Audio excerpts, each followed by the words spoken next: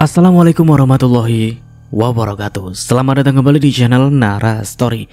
Dan tentunya masih bersama saya Mas Nara di sini. Apa kabar kalian semua? Semoga selalu baik-baik saja, sehat badannya, dilimpahkan rezekinya, dan dihindarkan dari segala mara bahaya. Amin. Di kesempatan kali ini saya akan menceritakan sebuah cerita drama rumah tangga dengan judul Akhirnya Suamiku Miskin, melanjutkan dari part sebelumnya. Oke, seperti biasa sebelum gue ceritanya, bagi kalian yang belum subscribe channel Nara Story, silahkan bisa subscribe dulu lah. Dan aktifkan lonceng notifikasinya agar kalian tidak ketinggalan cerita menarik dari channel Nara Story. Dan jangan lupa juga untuk share and like, tentunya agar Mas Nara lebih semangat lagi untuk menghibur kalian. Oke, kalau sudah, terima kasih. So, just try keep up with me.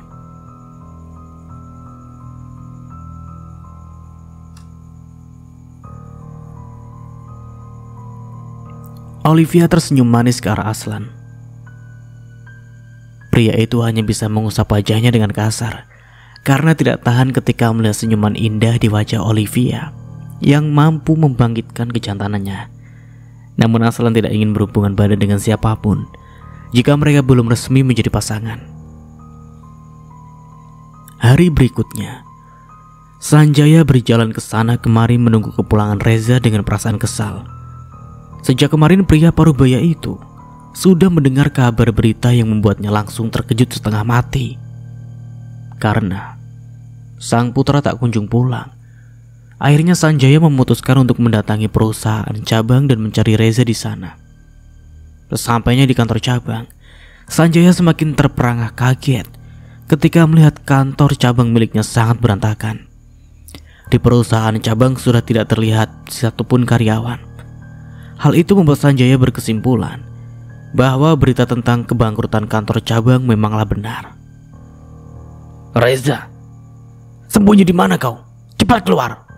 Brak brak brak. Sanjaya berjalan menyusuri setiap ruangan sambil berteriak memanggil nama putranya dengan suara yang memekakan telinga. Sialan kau Reza, kamu sudah membuat papa benar-benar murka. Papa tidak akan memaafkanmu lagi. Teriaknya lagi dan langsung meninggalkan kantor cabang karena Reza memang sudah pergi dari sana. Sanjaya langsung pulang ke rumah dengan emosi meledak-ledak. Sesampainya di rumah, dia langsung membanting semua barang-barang yang ada di hadapannya. Bahkan Gucci mewah seharga ratusan juta yang dia beli saat keluar negeri pun sudah hancur berserakan akibat amukan darinya. Papa sadar, Pak, ujar Yuni sambil menahan tangan Sanjaya agar tidak semakin mengamuk. Apakah semua ini merupakan akhir dari kekayaan dan kejayaan yang selama ini kita miliki, Ma? Semuanya hancur secara bersamaan, bahkan anak bodoh itu juga tidak bisa membantu kita untuk keluar dari masalah ini. Saut Sanjaya yang sudah frustasi dengan kehancuran yang menghampirinya saat ini. Di sisi lain, Ririn yang menduga kakaknya sedang berada di klub malam itu pun ternyata benar adanya. Saat ini Reza sedang bersenang-senang bersama teman-temannya dan meneguk minuman haram. Kak Reza, ayo pulang. Mama sama papa menunggu kakak. Tidak, aku tidak mau pulang. Aku tidak mau bertemu pria tua itu. Pasti dia menyuruhku pulang hanya untuk memarahiku karena aku sudah membuat perusahaannya bangkrut. Saut Reza setengah sadar. Kak, apa kakak tidak kasihan denganku? Malam-malam seperti ini aku nekat datang ke tempat kotor ini hanya demi mencari kakak. Apa kakak tidak takut kalau aku dilecehkan oleh teman-teman kakak di sini? Tanya Ririn yang mampu membuat Reza tersentuh. Reza masih paham dengan apa yang dikatakan oleh adiknya. Dia tidak akan mengizinkan adik satu-satunya menjadi korban dari beberapa sahabatnya yang bejat. Ya sudah, ayo kita pulang, jawab Reza dan langsung bangkit dari duduknya. Dengan susah payah, Ririn membantu Reza agar tidak terjatuh saat berjalan. Dia memapah tubuh kakaknya sampai di luar klub. Kini Ririn sudah sampai di mobil bersama sang kakak. Dia segera melajukan mobilnya menuju ke rumah Sanjaya. Sesampainya di rumah, Ririn langsung disambut dengan tatapan mematikan dari Sanjaya. Di mana kakakmu? Ada di mobil. Sanjaya langsung melangkahkan kakinya dengan cepat ke arah mobil. "Reza!" teriak Sanjaya dengan penuh emosi. Yuni langsung berlari mengejar suaminya yang sudah sangat marah. Wanita itu takut jika Sanjaya sampai menghabisi anaknya sendiri. Dan bak, Sanjaya beberapa kali melayangkan bogem mentah untuk putranya. "Stop, Pak, sadar. Reza anak kita!" teriak Yuni histeris melihat anaknya jatuh tersungkur akibat pukulan yang diberikan dari Sanjaya. "Diam, Ma. Jangan pernah menghalangiku, atau kau juga akan mendapatkan seperti apa yang dirasakan Reza saat ini."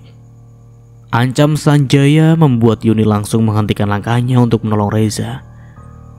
Yuni tahu betul dengan sifat Sanjaya yang tidak pernah pandang bulu kepada siapa saja yang membuatnya marah. "Tolong jangan sakiti Reza, Pak.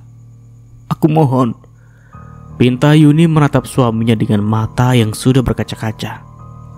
"Pergi, atau aku juga akan menyakitimu," teriak Sanjaya lagi. Dengan cepat Yuni langsung berlari masuk ke dalam rumah sambil terus berdoa agar suaminya tidak berbuat nekat kepada Reza. Sanjaya menarik tubuh Reza dan kembali memukul putranya tersebut sambil terus mengeluarkan kata-kata yang tidak pantas untuk didengar.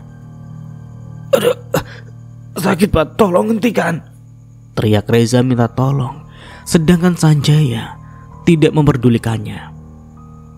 Sanjaya terus memukul putranya meskipun sang putra sudah memohon ampun berkali-kali. Kini wajah Reza sudah penuh dengan darah akibat pukulan dari Sanjaya. "Bangun, anak bodoh!" teriak Sanjaya lagi sambil menarik tubuh putranya yang kini sudah kembali berdiri. "Benar-benar bodoh kau, Reza. Apa kau kira membangun perusahaan selama hampir 20 tahun itu mudah? Dan sekarang dengan mudahnya kau menghancurkan semuanya." "Pak, ini bukan salahku, Pak. Ada seseorang yang menjebakku." "Siapa yang kau maksud, ha?" "Sudah tidak ada yang percaya lagi dengan ucapanmu itu, Reza. Karena semua tanda tanganmu sudah ada di setiap struk penarikan uang." "Tidak, Pak. Aku tidak melakukannya. Selama ini aku tidak pernah menyentuh uang perusahaan, Pak." "Kalau kamu tidak melakukannya, kenapa penjualan langsung turun drastis dan para penanam saham memilih mundur karena sudah tidak percaya lagi denganmu? Kau benar-benar membuat kecewa, Papa." Prang. Sanjaya menendang barang yang ada di depannya. "Aku benar-benar tidak siap jika harus menjadi orang miskin. Siapa sebenarnya yang sudah merencanakan semua ini? Aku rasa memang ada musuh di balik selimut," teriak Sanjaya sambil terus menendang dan memukul barang-barang yang ada di dekatnya. "Papa, tenanglah. Kita jalani semua ini bersama-sama," ucap Yuni yang kembali mendekati dua pria tersebut.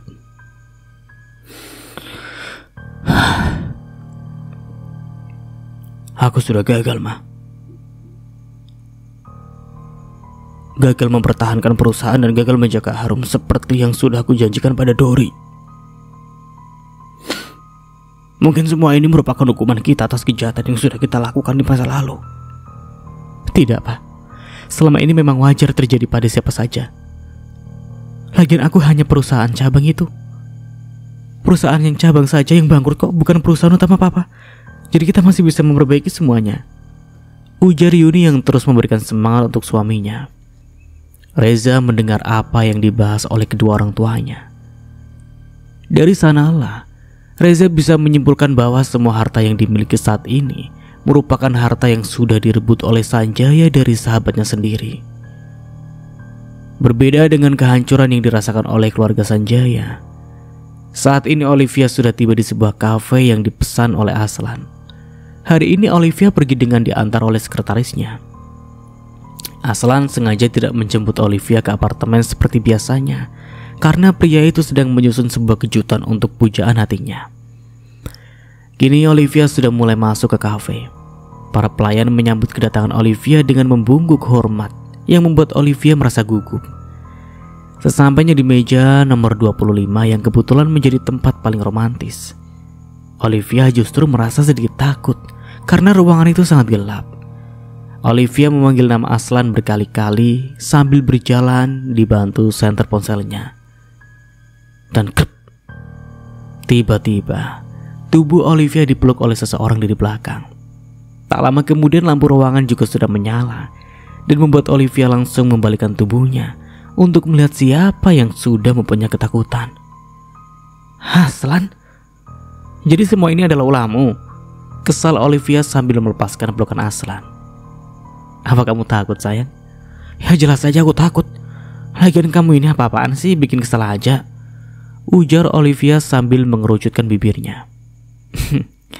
Olivia, aku minta maaf karena sudah membuatmu kesal. Malam ini aku mau bicara sangat penting denganmu. Ya mungkin semua ini terasa sangat cepat untuk kita, tapi aku tidak ingin terlalu lama menyimpan semuanya. Malam ini juga aku resmi melamarmu, Arum, putri dari almarhum Paman Dori dan juga Bibi Astuti. Apa kamu menerima lamaranku ini, Arum? Tanya Aslan, dan beberapa detik kemudian datanglah seorang pria suruhan Aslan sambil memberikan kotak cincin kaupel yang sudah disiapkan oleh Aslan sejak beberapa hari yang lalu. Apa yang dilakukan oleh Aslan tentu saja membuat Olivia merasa terkejut. Sungguh tidak terbayangkan olehnya jika Aslan akan melamar dirinya dengan sangat-sangat romantis.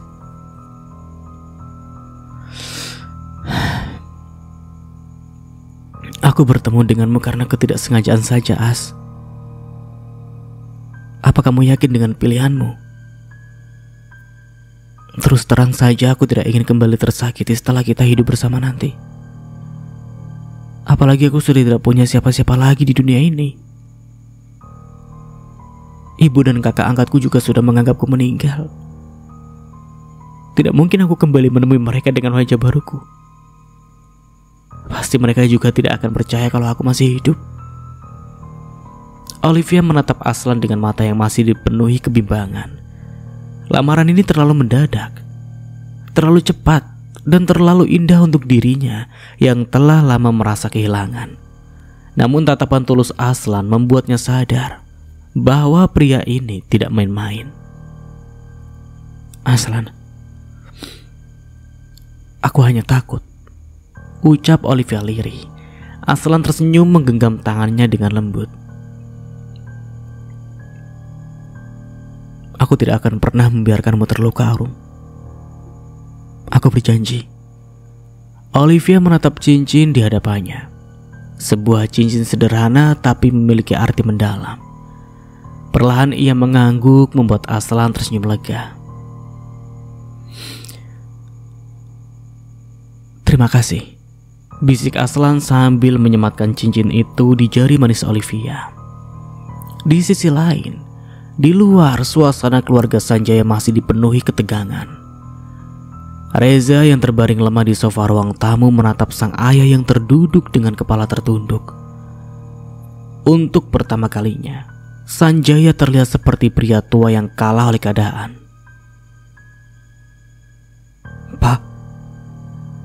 Papa, panggil Reza dengan lemah. Sanjaya tidak menjawab, hanya mendesah pelan. Ia menyesal bukan hanya karena perusahaannya hancur, tapi karena selama ini dia telah menekan Reza begitu keras.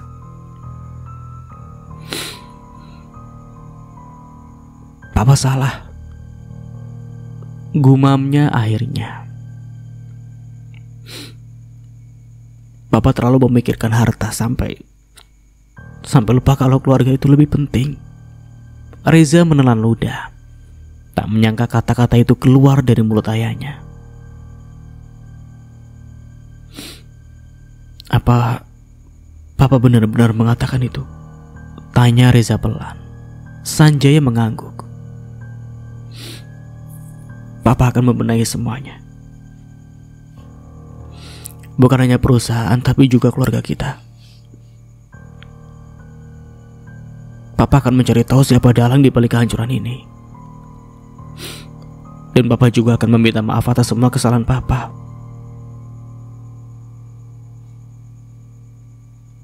Reza yang mendengar itu merasa haru. Ia mendekat dan memeluk ayahnya. Terima kasih, Pak. Di tempat lain, Olivia dan Aslan menikmati malam mereka setelah lamaran. Aslan tahu ada banyak yang harus ia hadapi jika ingin benar-benar hidup bersama Olivia. Aslan, kalau suatu saat kamu tahu semua tentang masa laluku, apa kamu masih mau bersamaku? Tanya Olivia dengan hati-hati. Aslan menatapnya penuh keyakinan. Masa lalumu adalah bagian dari dirimu. Aku menerimamu apa adanya, Arum. Air mata Olivia KW itu menetes.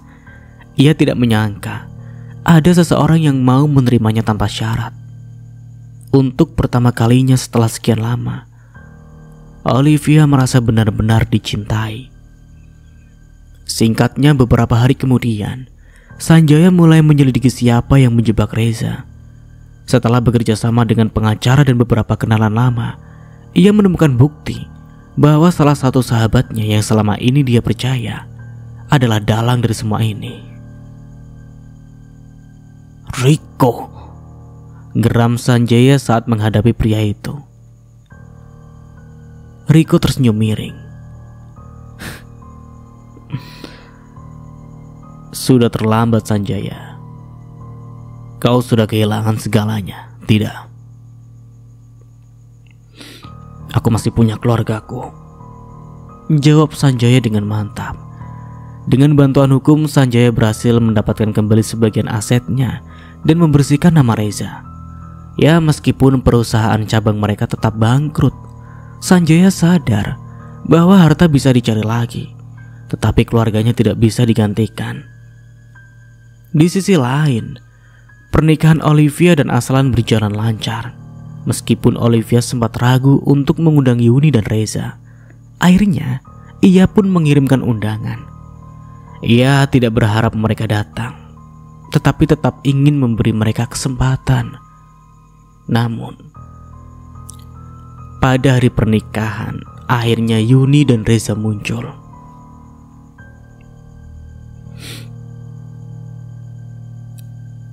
Arum, panggil Yuni dengan suara bergetar. Olivia menahan nafas. Bibi Yuni. Yuni mendekat. Air matanya pun langsung jatuh.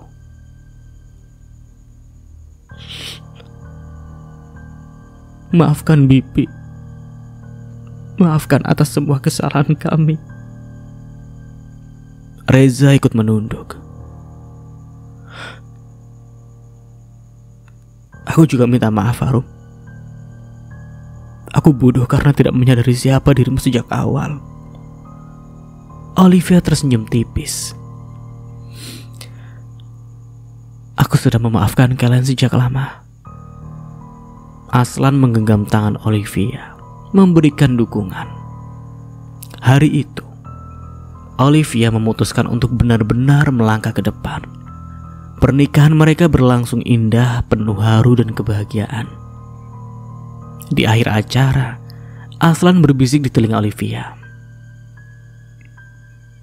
Selamat datang di hidup barumu, sayang. Dan Olivia tahu, untuk pertama kalinya dalam hidupnya, ia benar-benar menemukan rumah. Matahari pagi menyinari halaman rumah keluarga Sanjaya. Untuk pertama kalinya setelah sekian lama, suasana rumah itu tidak lagi dipenuhi teriakan amarah atau tangisan ketakutan. Sanjaya duduk di beranda menyeruput secangkir teh sambil menatap langit. Pikirannya dipenuhi banyak hal, tetapi kali ini bukan tentang bisnis ataupun uang, melainkan tentang keluarganya yang hampir hancur karena kesalahannya sendiri. Reza keluar dari rumah dengan langkah pelan, masih merasakan nyeri di tubuhnya akibat amukan ayahnya beberapa hari lalu. Namun kali ini dia tidak merasa dendam. Sebaliknya, ada perasaan lega karena akhirnya sang ayah menyadari kesalahannya. "Pak," panggil Reza dengan lirih. Sanjaya menoleh dan memberikan isyarat agar putranya duduk di sebelahnya.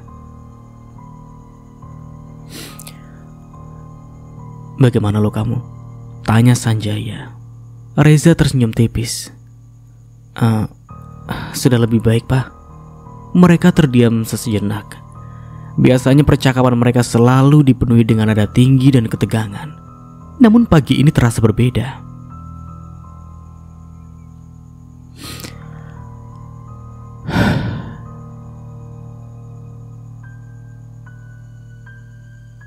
Papa menyesal.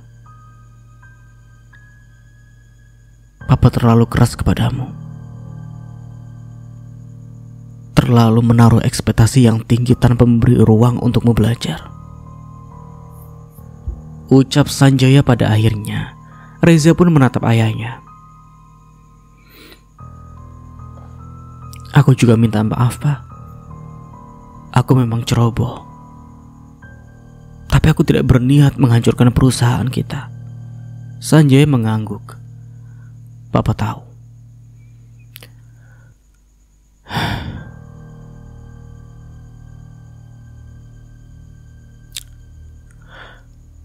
Dan Papa akan berusaha memperbaiki semuanya. Kita bisa membangun ulang bersama-sama. Ririn yang mendengar percakapan mereka dari balik pintu pun tersenyum lega. Dia masuk dan tanpa ragu merangkul ayah dan kakaknya. Akhirnya, katanya sambil menahan haru, keluarga kita kembali utuh. Sementara itu, di tempat lain Olivia atau Arum berdiri di balkon apartemennya. Menatap cincin di jari manisnya, pernikahan dengan Aslan berjalan lancar. Tetapi ada hal yang lain yang masih mengganjal di hatinya. Aslan, panggil Olivia saat suaminya keluar dari kamar mandi dengan rambut basah. Aslan menatapnya dengan heran. Ada apa sayang? Aku ingin kembali menemui makam orang tuaku, ucap Olivia pelan. Aslan mendekat mengusap pipinya dengan lembut. Tentu. Kapan kamu mau siap? Aku akan menemanimu. Beberapa hari kemudian, mereka pergi ke pemakaman. Olivia berdiri di depan dua makam yang bertuliskan nama Dori dan Astuti. Kedua orang tua kandungnya yang selama ini ia kira telah ia lupakan. Ma, Pa, Harum sudah kembali. Bisiknya, suaranya pun bergetar. Air matanya mengalir tanpa bisa dihentikan. Aslan merangkulnya memberi kekuatan.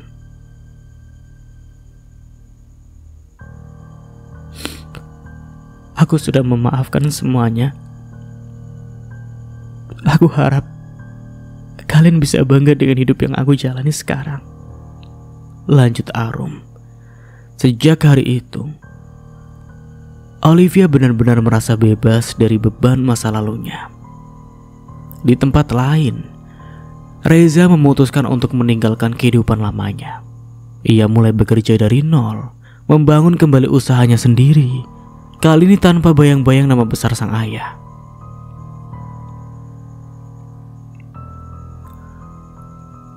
Apa kamu yakin ingin memulai dari awal? Tanya Ririn suatu hari saat menemui kakaknya di sebuah kafe kecil yang baru saja dibukanya. Reza mengangguk.